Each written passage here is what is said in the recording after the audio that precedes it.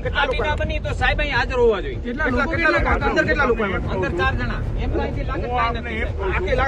હવે ઉભા અહીંથી આખું ટોળું અંદર આવ્યું તો પોલીસ શું કરતી? વિસાવદરની ચૂંટણીની ચર્ચા પછી જે રીતના પ્રચાર થયા બધું જ ખૂબ રસપ્રદ રહ્યું. ચૂંટણીનો દિવસ પણ એવો છે કે વિસાવદરથી સતત સમાચારો આવ્યા કરે છે. વિસાવદરના મતદાનનો જે દિવસ છે એ પણ રસપ્રદ છે. સવારથી લઈને અત્યાર સુધીમાં આમ આદમી પાર્ટીએ અનેક વિડીયોઝ મૂક્યા, અનેક નેતાઓ એવા આક્ષેપ કર્યા કે ભારતીય જનતા પાર્ટીના નેતાઓ ખોટી રીતના વોટિંગ સેન્ટરમાં આવી ગયા છે. પોલીસ સાંભળતી નથી, તંત્ર બિલકુલ સાંભળતું નથી અને તંત્ર કંઈ કાર્યવાહી નથી કરતી. સાથે જ ગોપાલ ઇટાલિયાએ પણ એક પોસ્ટ કરી જેમાં કિરીટ પટેલ માટે ઘણું બધું લખ્યું કે કિરીટ પટેલ જે લોગો સાથે ગયા એટલે ભારતીય જનતા પાર્ટીના કમળ સાથે વોટ આપવા ગયા તો શું એમની સામે કાર્યવાહી થશે કે કેમ? આ બધા જ પ્રશ્નો સાથે સતત સોશિયલ મીડિયા પર આમ આદમી પાર્ટી એક્ટિવ રહી અને પોતાના સવાલો મૂકી રહી છે. ત્યારે થુંભાડ ગામનો એક વિડીયો છે જે વિડીયોમાં પ્રવીણ રામ તમને દેખાતા હશે. ફરી એકવાર પ્રવીણ રામ અને પોલીસની બબાલ થઈ છે. બબાલનું કારણ એ છે કે ભારતીય જનતા પાર્ટીના કાર્યકર્તા અને નેતાઓની 15 થી 20 ગાડી એ સેન્ટર પાસે આવી જ્યાં મતદાન થતું હતું અને ત્યાંથી પછી અંદર ગયા બધા લોકો. પોલીસે એમને રોક્યા ને એવા આક્ષેપો એ કરી રહ્યા છે.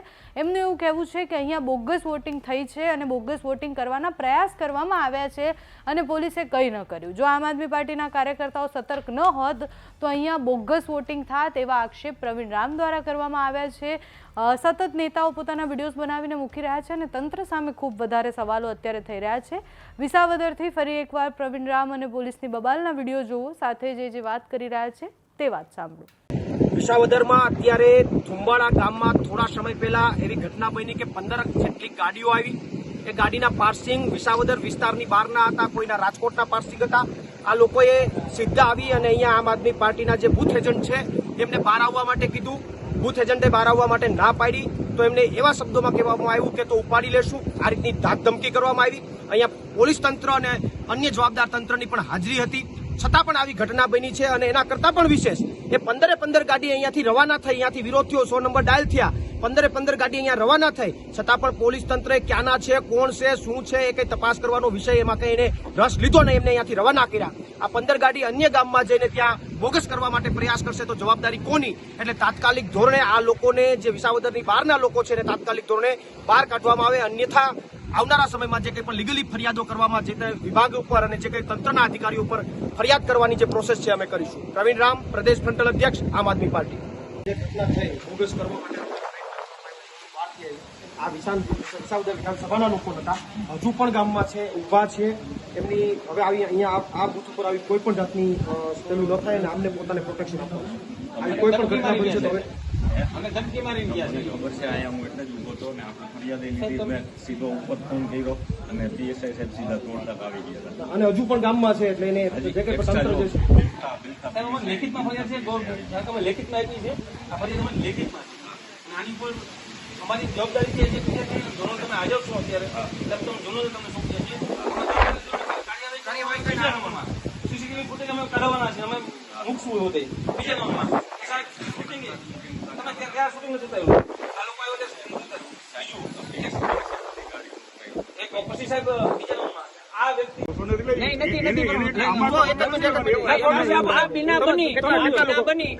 બની તો સાહેબ અહીં હાજર હોવા જોઈએ. કેટલા લોકો અંદર 4 જણા. એમ તો અહીંથી લાગે કાંઈ નથી. હવે ઉભા અહીંથી આખું ટોળું અંદર આવ્યું તો પોલીસ શું કરતી? પોલીસે બહાર કાઢ્યા ને બધાને એવું કરે. આમની ઘટના બની ગઈ. 100 નંબરમાં ફોન કર્યો તીકડે સાહેબ બહાર નીકળ્યા બધા. હા પણ વાત બરોબર છે. મને કંટ્રોલ મેં કીધું, એમને મને ફોન કર્યો ચાર હું મેવા સાહેબ પહેલાથી ફૂડ પેકેટ આપી બસ અહીં આવી ગયું ગાડી. તમે અહીં ક્યાં ઉભો છો? ડોનર સાહેબ પણ છે. હવે મને કઈ કહેતા હવે ટૂંકમાં અહીંયા પણ બૂથ જોઈ કે કેવા તમે કેવા બેસે તો અહીં બૂથમાં હજી કરી જાય. જવાબદારી 100 લોકો અંદર જતા રહે કોઈ બોલે નહીં. પછી 100 અને નંબર સાહેબ તમારું નામ શું છે? અમારી વાત સાચી છે. 16 લોકો આવ્યા છે અહીંયા ના છે કે મારે તો મતદાર તો સાહેબ અંદર જ ના જવા દેવા જોઈએ ને. આટલા અમને ના જવા દેવા જોઈએ. પણ મિત્રો 16 લોકોમાં હમાવી જગ્યા ગામના એજન્ટો તેને ઓળખતા હોય ને. હા ગામના જે કોઈ તો બહારનો માણસ સોનું ટોળું કોઈ આવી શકે તો બોગસ કરવા જેવું ખબર ન પડે. બોગસ કરવા જેવું ખબર ન પડે. ગાડીઓ કેટલી હતી તમારા મનથી તમે કહો? ગાડીઓ હતી, બધી ગાડીઓ આપણે કઢાઈ છે.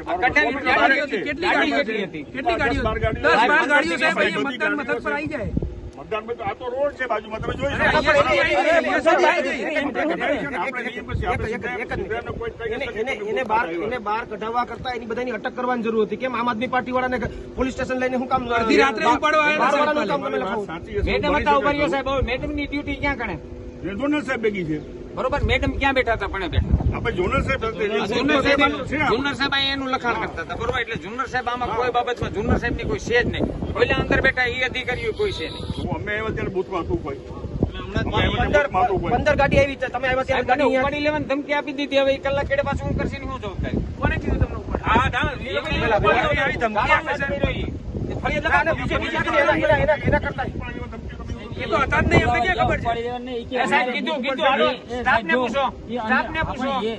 તમે અહીંયા તમે પોલીસ તમે ઉપરાળીઓમાં સાહેબ, તમે ડ્યુટી ઉપરાળો અમારે કોને છે? અમારે તમે અહીંયા હાજર નહોતા ગ્રાઉન્ડમાં. તમે નારાજ ન થાઓ, પોલીસથી ઉપરાણું લેવાની કોઈ વાત નથી. સાહેબ, હવે વિસાવદરની જનતા આજે શું નક્કી કરે છે, કયા મુદ્દાઓ ચાલ્યા, કયા નેતાઓ ચાલ્યા, એ બધું જ 23 તારીખે ખબર પડી જશે. 3 ઉમેદવાર અને બાકીના જેટલા અપક્ષના ઉમેદવારો છે એ બધાના ભાવિ આજે ઈવીએમમાં કેદ થવાના છે. 23 તારીખે આપણને ખબર પડશે કે વિસાવદરે કોને પસંદ કર્યા છે. તમને શું લાગે છે, કયા ઉમેદવાર દમદાર છે, કયા ઉમેદવારે પ્રચાર દરમિયાન અને આખું જે ચૂંટણી હતી એ સમય દરમિયાન વિસાવદરની જનતાનું વિચાર્યું છે કે પછી વિસાવદરના કામ કરવાનું વિચાર્યું છે? અમને કમેન્ટ્સમાં જણાવજો. અત્યારે આ વિડીયોમાં બસ એટલું જ. જો તમે અમને યુટ્યુબ પર જોઈ રહ્યા હોય તો સબસ્ક્રાઇબ કરજો, ફેસબુક પર જોઈ રહ્યા હોય તો ફોલો કરજો, અમારા વિડીયોને લાઇક અને શેર કરજો.